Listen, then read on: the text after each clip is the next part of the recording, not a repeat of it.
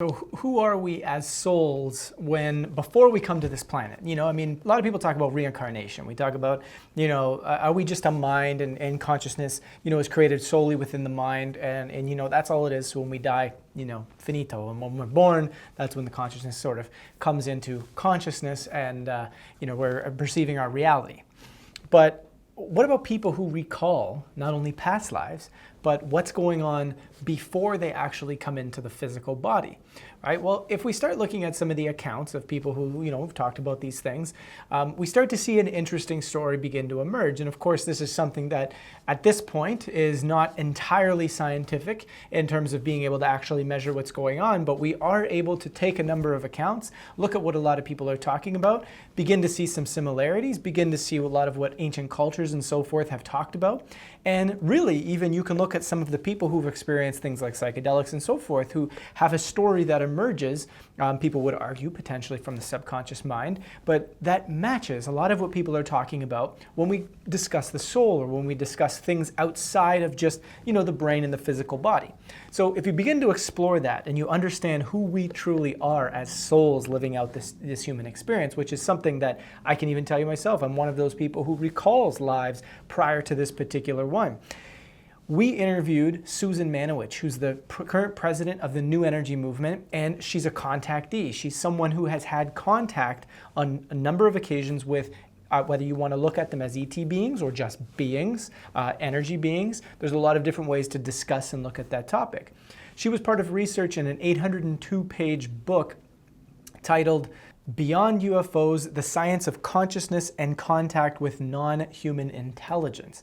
And in that book, they basically brought together the research of, thousands and thousands of people. I believe it was a little over 4,000 people that have had contact experiences. And they did this in a very scientific manner, involving a lot of well-trained individuals who knew how to, pick through data and ask the right questions to form, in essence, what the story is about humans that are experiencing contact from whether it be beings, whether it be extraterrestrials, whether it be physical beings, or just purely energetic beings. And so through that, there's a lot to explore in terms of the non-human aspect of what it means to be a human. And Susan's story, which we did an interview with her, and we're about to show you a clip from that interview, she begins discussing what she remembers in detail prior to incarnating. And the reason why this is important is it begins to expand the way we view ourselves, who we are, and what's actually going on. Imagine for a moment that everything that she's sharing within this is in fact real, and we should totally give it that open-minded look, because if this is the case, and it's truly that, what a lot of ancient cultures and what a lot of religions or what a lot of experiences are stating, that we are not just this physical body, we are not just this physical mind, that we are something else beyond that, a consciousness observing and playing and being within this experience. Think of the implications that would have on our everyday reality. So let's listen to what Susan has to say here.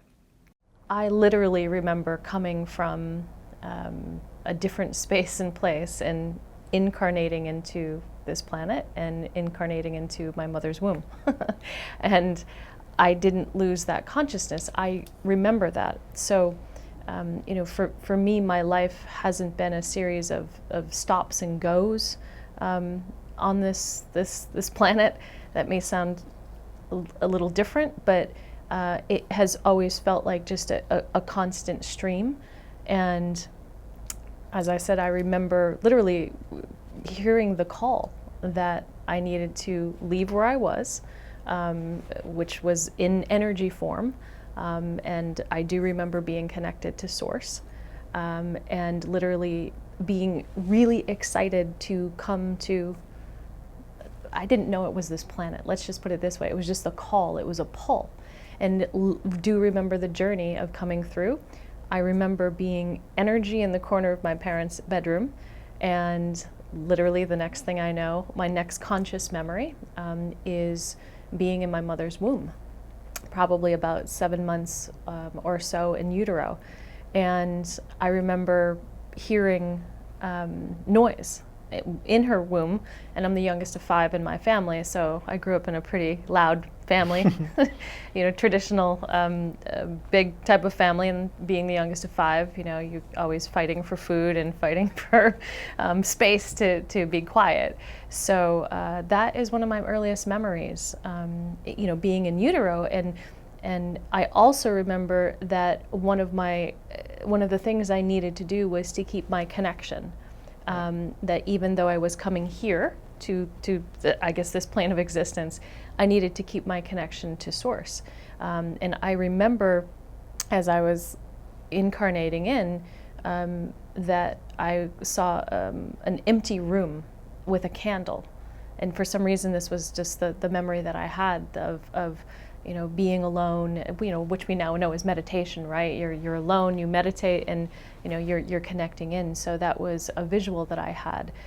It was almost a way to help me to anchor in. So I came in with I now understand is a bit of a different level of awareness, and had that. It's not like I went through regression therapy and figured this out. Like, this is just how I came into this plane of existence. So when I was probably about 4 or 5 years old, that was my first conscious experience with the beings. But I had been waiting for them to come. It was like, okay, so here's my Earth family, and they're lovely and they're loving, and I had great parents, but I still felt this, what I now really understand is this magnetic pull for something else. Like here's a family on this side where there's some density, and then there's this other, and I look at it as almost like a spectrum of light. So wherever I've come from is a different spectrum, and where I am now is also this other one, but they're still connected. It's not like it's one or the other. It's this connection. So again, this is a pretty fascinating account, and again, it's similar to a lot of things that I've experienced or seen within my own journey, and it's a lot similar to what a number of people are discussing. And we did an entire interview, like we said, with Susan, that's based on some of this research, printed in this 802-page book called Beyond UFOs.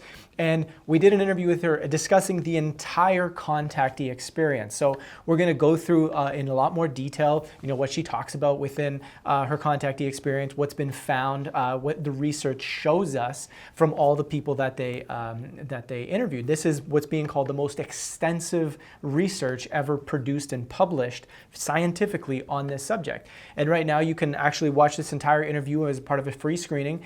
You can get the link below, and you can hear everything that Susan has to share. I think it's a little over an hour interview on this subject. So if you really want to dive deeper into this, you want to explore who we are beyond our physical bodies and who else is out there, who else we're in contact with from a very scientific perspective, this is a great interview and you're not going to want to miss this one.